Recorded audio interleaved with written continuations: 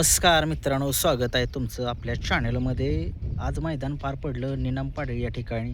त्या मैदानामधचा प्रथम क्रमांकाचा मानकरी जो आहे तो बबनदादा लासुर्णीकरांचा आदत किंग रावण, छोटा रावण पळाला आणि त्याच्यासोबत एक नंदी पळाला. त्या जोडीनं आज प्रथम क्रमांकाचा मान मिळवला.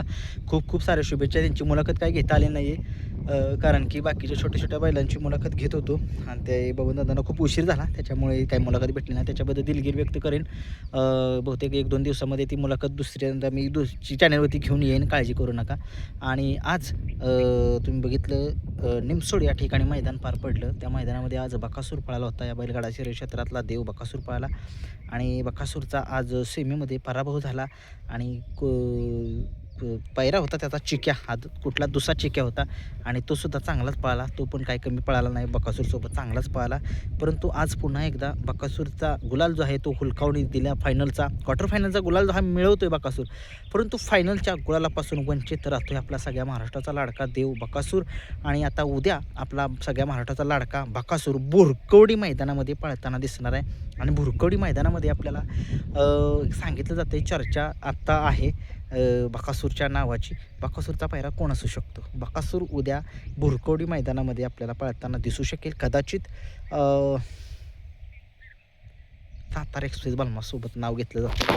बघूया, जर ही गाडी पळाली तर प्रशांत ड्रायव्हर चिंचनेरकर या गाडीवरती आपल्याला दिसतील. आणि बघूया कशा पद्धतीनं ही सुद्धा गाडी आज वेग धारण करेल, कारण की संबंध महाराष्ट्राला एक उत्सुकता आहे की ही गाडी कशी पळेल, कशा पद्धतीचं स्पीड घेईल, याच्याकडे सगळ्या महाराष्ट्राचं लक्ष लागलेलं आहे मित्रांनो.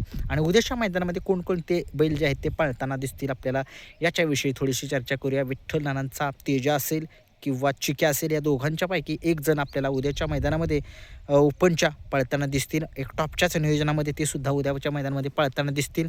पैरे काय मला माहीत नाहीत, परंतु हे दोन नंदी विठ्ठल नानांचे, अजय शेट यांचे पळताना दिसतील आपल्याला.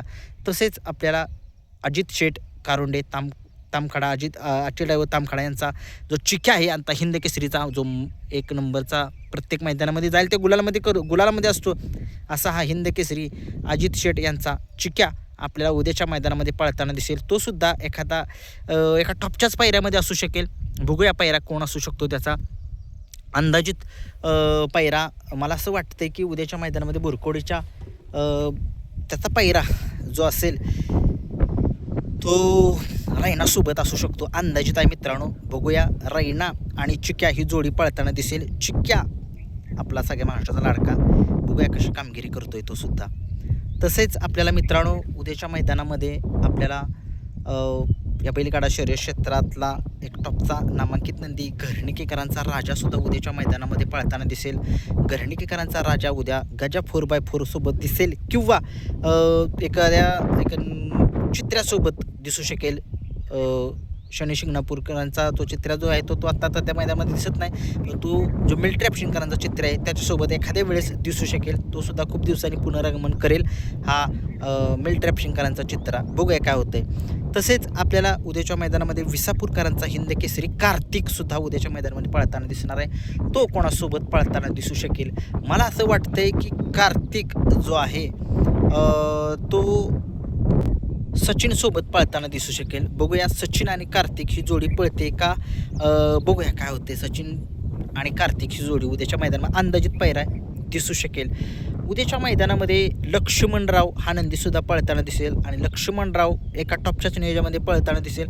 तो मला वाटते पक्ष 78 सोबत पळताना दिसेल. बघूया काय होते. तसेच आपल्याला निमगावचा सावकारसुद्धा उद्याच्या मैदानामध्ये पळताना दिसेल. निमगावचा सावकार आपल्याला मला वाटते कंदूरच्या राजासोबत, मथुरा फार्म चिंचाळेसह उर्मिलाताई माणिकशेठ गायकवाड यांच्या राजासोबत पळताना दिसेल. बघूया काय होतंय काय नाही. आणि तसेच या बैलगाडा शर्यत क्षेत्रामध्ये आत्ता चालू सीझनला एक नंदी आहे, तो सतत जाईल त्या मैदानामध्ये कामगिरी करतोय आणि चांगली सातत्यपूर्ण कामगिरीसुद्धा होते. परंतु काय होते, थोडीशी त्याला फायनलचा 1 नंबरचा जो गुलाल आहे तो थोडीशी हुलकावणी देतोय.